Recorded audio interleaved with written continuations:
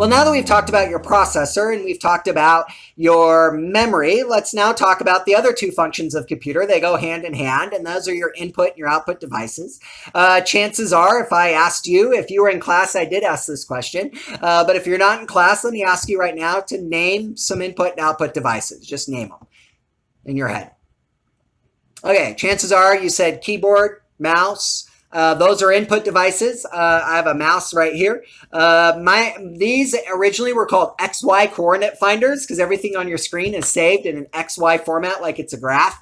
Now they're called computer mouse. The real question is whether we call them mouses or mice if you have more than one. I don't even know the answer to that question. I alternate. So your keyboard's input. Your output devices are things like monitor, things like your screen. In fact, screens now are both input and output devices because a screen is a touch screen and you could touch the screen, or and the screen is outputting information to you. And so speakers and monitors are your two main output devices. Printer is an output device, which we'll talk about here in a couple seconds. So you have all kinds of input. A microphone is an input device. We didn't have those on computers when I was a kid. The first one I bought was like yay big, which was cool, and it plugged into a special spot and you can't really use it for anything. Computers back then didn't even have recording things. So I can't remember. Maybe they did have a recording. Maybe that's why I bought it. And so you know what input and output devices are. How they work is they just are basically bus lines with decoder circuits is how they work. Every input-output device works in a different way. Everyone has special technology that helps them do what they do. The old school mouses used to have little balls inside of them, and the ball would click a thing in the top and let the computer know how much you had moved it. Now it uses lasers to do that. You probably saw the light when I picked my mouse up. Keyboards work. They're just fancy decoder circuits, and so there's all kinds of electricity underneath your keys, and when you hold the J button down, it connects the J circuit together just like turning on a light, and there's a circuit there that says put a J on the screen that tells your processor to do that. And so one thing you do need to know about input output devices, we're going to talk about printers and monitors here pretty soon too. But the one thing you need to know about input-output devices is your computer gives them priority. So a computer runs tons, dozens, if not 100 processes at a time. But anytime anything comes in from an input device or anytime anything needs to go to an output device, it interrupts. It's called interrupt processing. It interrupts the rest of your processes, whatever else is backlogged, whatever else the computer needs to do, it interrupts it right then and gives your mouse and your keyboard priority. And so if I hit J, I don't have to wait 1 or 2 seconds until a J appears on the screen. It just appears right then. That's called interrupt. You can also do polling. Polling is kind of like, think about it as kind of like I'm asking people, do you need anything? Do you need anything? Do you need anything? Do you need anything? Do you need anything? Your computer actually is doing that all day, all the time it's on.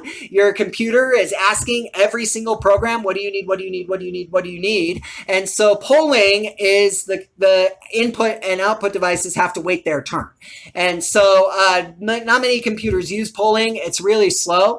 In polling, if I hit J, it might take 5 seconds to appear on the screen because the processor is doing 10 other things before it gets to that. And so interrupt gives your mouse and your keyboard permission to interrupt the other programs and jump to the front of the line. They basically get permission to cut the line so that they can go first. And that means that just reduces a lot of anxiety. It's really annoying when I hit J and then moments later a J appears. Even if it's a second or two, it drives me crazy. So that's something you need to know. Monitors are a very special thing. My guess is when I said computer, the first thing you pictured was a monitor. Monitors, there's few things you need to know about them. One is they work by pixels. If you're in my advanced computer science class, we talk about that a little bit later. And so they work by having little beads of light and changing the color of that light. Your monitor is all white initially. White is the 0 state, and then it works by reducing red, green, and blue out of the white light to give you colors. That's what's happening on your monitor right now. So that's called RGB encoding, if you will. It uses decoder circuits to do that. that. Monitors also, it's important to pay attention to their refresh rate. That's how many times the monitor is asking.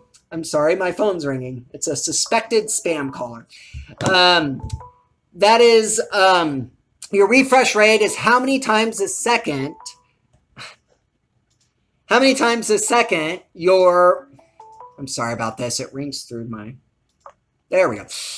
It's how many times a second your monitor asks the computer, what should I be displaying? Most monitors have a huge refresh rate. Like they ask every 1/10 of a second. They're just asking all the time. That's called the refresh rate. Your resolution then is how many pixels you have on the screen. And so if you only have 800 pixels, your resolution is not that great. If you have 4,000 pixels, in fact, 4K screens actually have 4,000 times 2,000 pixels. 4,000 is just the X, the X axis. Isn't that crazy? And you have 2,000 going down the Y. They have that's why we call it 4K resolution. I mean, there's a lot of pixels there. There's a lot of little dots the computer can write to, which is crazy. So that's about monitors. Then printers, basically how a printer works is when you hit print, it asks the monitor what pixels aren't white, and it paints those pixels whatever color they are, or it paints them black if you just have a black-white printer. And so your DPI rate is how many dots they put per inch of space. And so obviously, if I have a 4K screen, I probably don't have a printer that prints 4,000 dots in a tiny little page. So your DPI measures your printer output, and it basically that's how many little dots you're getting per inch of space on a page. So that's your DPI. So that's a little bit about input output. The last video, maybe you've watched it already, but the last video is going to be about bus lines and how bus lines work. Very easy, doesn't take that long either.